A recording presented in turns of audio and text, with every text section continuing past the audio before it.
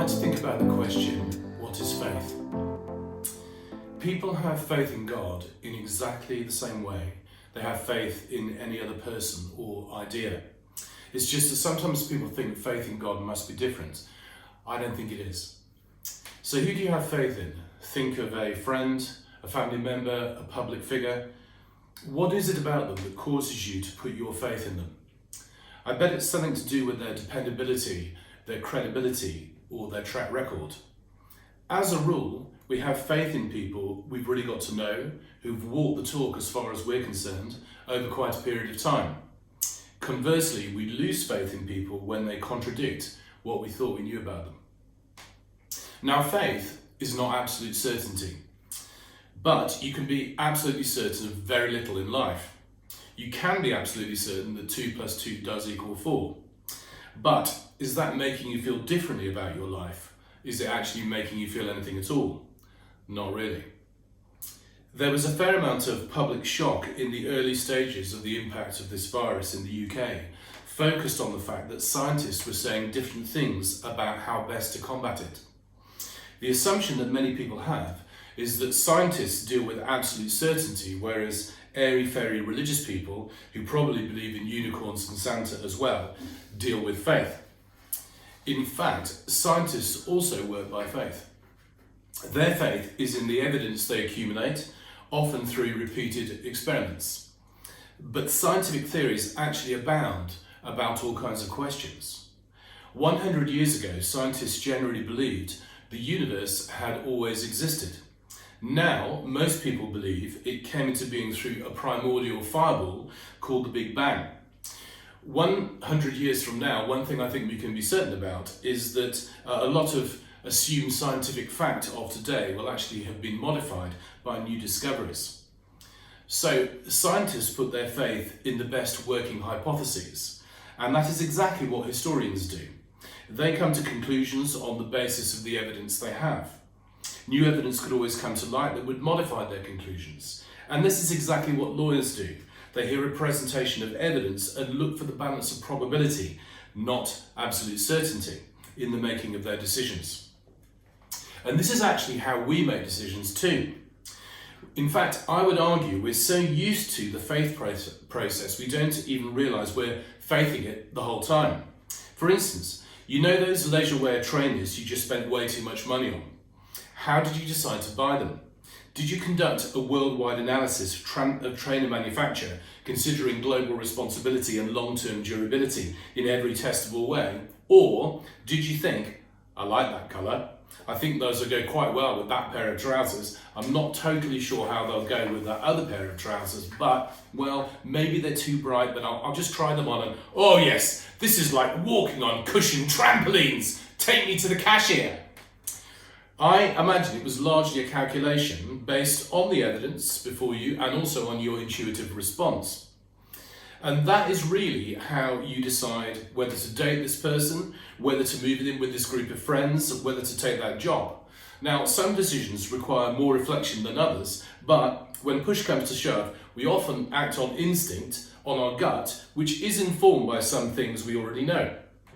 Now, we might actually turn out to be disappointed, but we wouldn't be shocked if something doesn't perfectly work out, because we know there's no absolute certainty to be had about these decisions in the first place.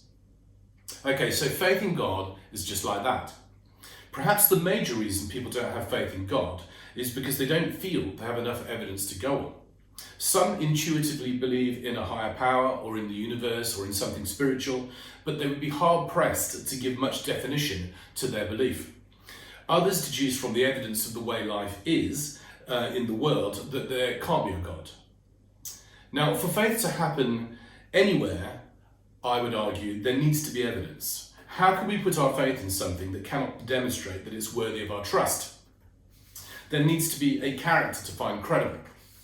There needs to be a track record of integrity, a demonstration of reliability. Otherwise, how can we confidently express any faith?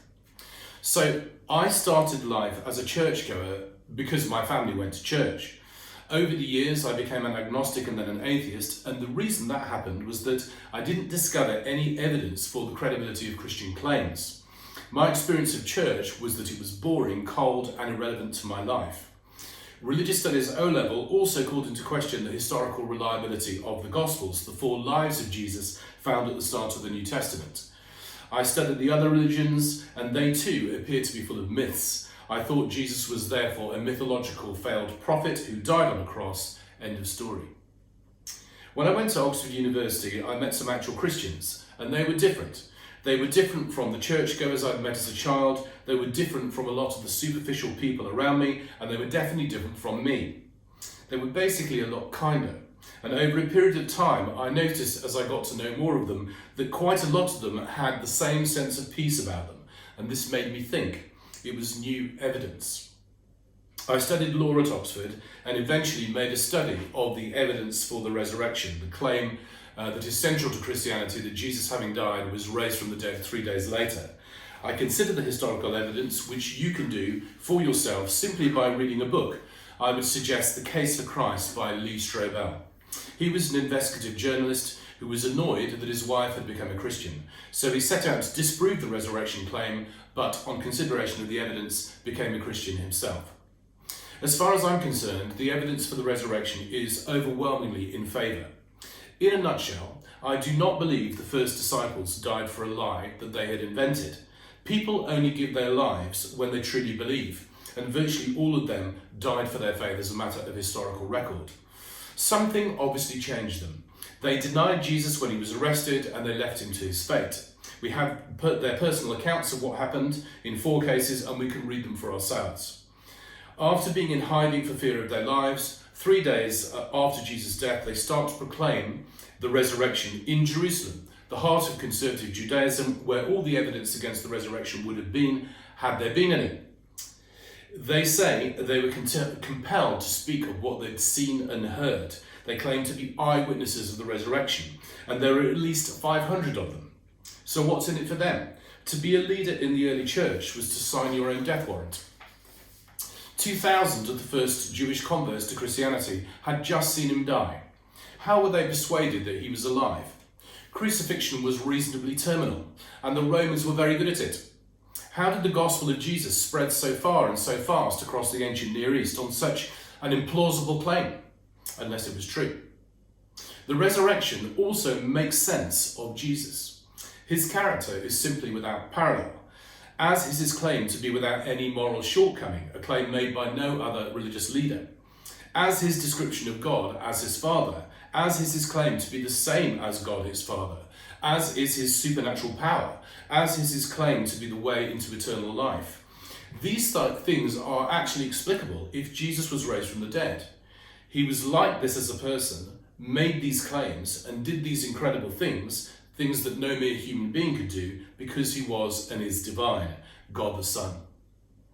I became a Christian because I could not fault the character of Jesus, because I could not think of a solid argument against the resurrection, and 34 years later, I have still to hear one.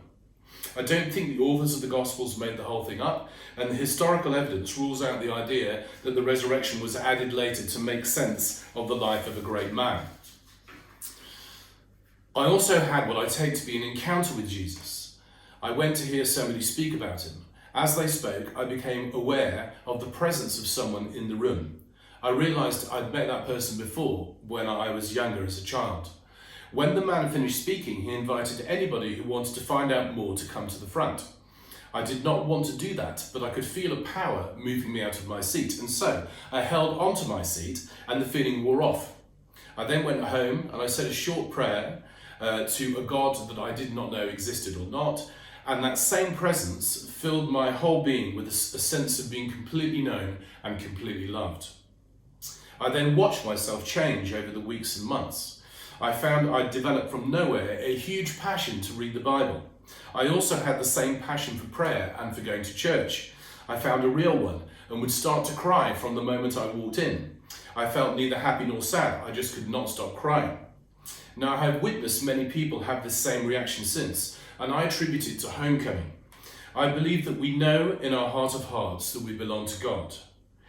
And when we finally find a place where his presence is, our inner being knows, and we realise that he is actually the answer to our deepest longings and questions. and then we come home. And this is how I came to faith.